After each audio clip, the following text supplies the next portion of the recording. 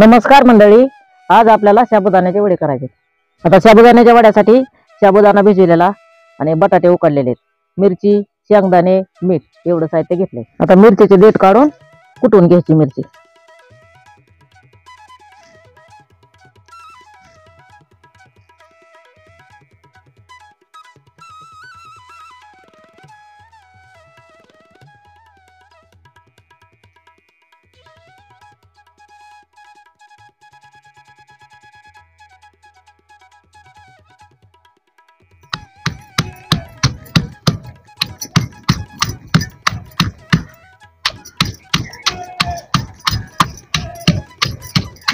आज एकादश आहे, त्याच्यामुळे आपण साबुदाण्याचे वडे करतोय। तुम्ही पण असेच कधी कधी करून खात जावा उपासाला। मिरची कुटून झाली, काढून घेऊ।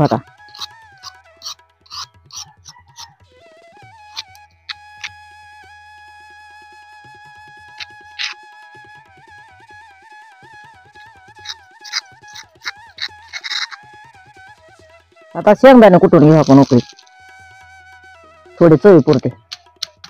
शेंगदाणे जरा आबडधोबडच करायचे बघा, म्हणजे दाताखाली त्याचे कण आले ना चांगले लागते, जरा चव येते त्याला।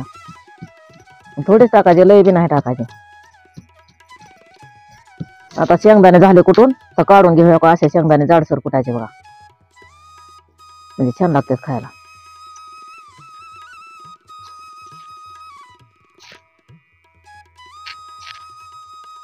आता वडे बनवायसाठी सगळं आपण एकत्र करून घेऊ।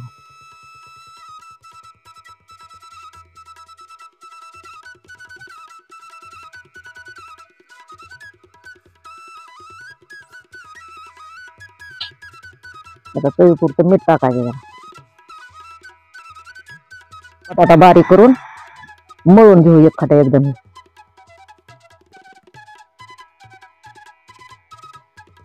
सगळं एकत्र मिक्स करून करायचं ह्याला।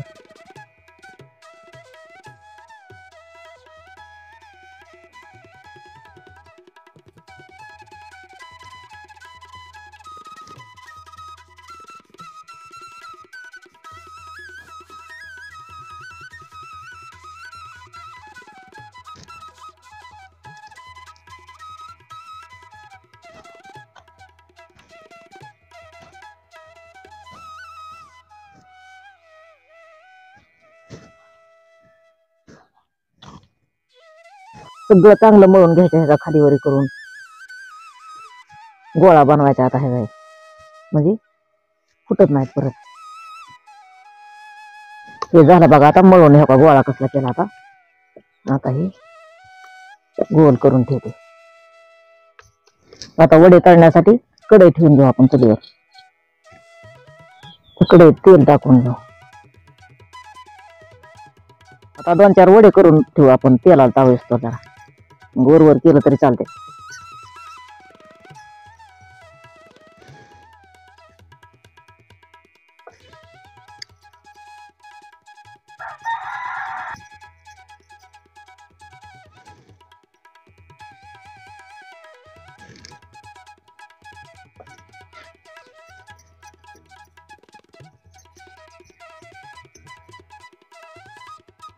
तेलाला तावा आलाय, वडे सोडून घेऊ आपण।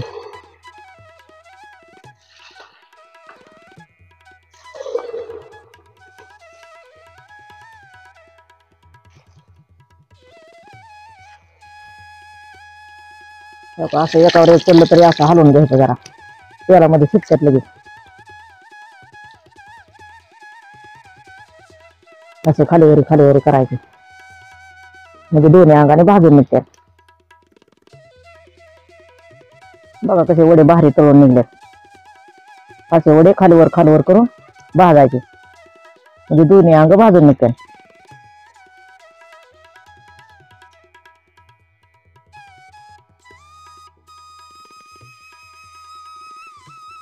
आता वडे भाजले चांगले, आता काढून घेऊ। सगळं मस्त भाजले।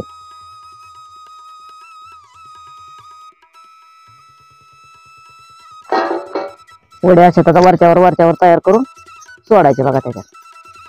की घाणा काढला की त्याला तवर ताव येतोय, तवर 2-4 वडे सोडायचे करून तयार करायचे आपण।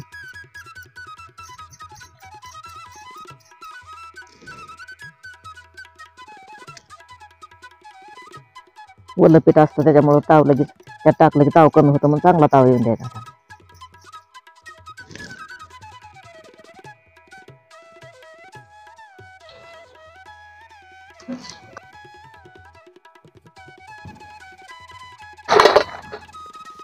हे झाले आपले साबुदाण्याचे वडे. कोणाकोणाला आवडले असेल त्यांनी नक्कीच कमेंटमध्ये सांगा आणि या खायला.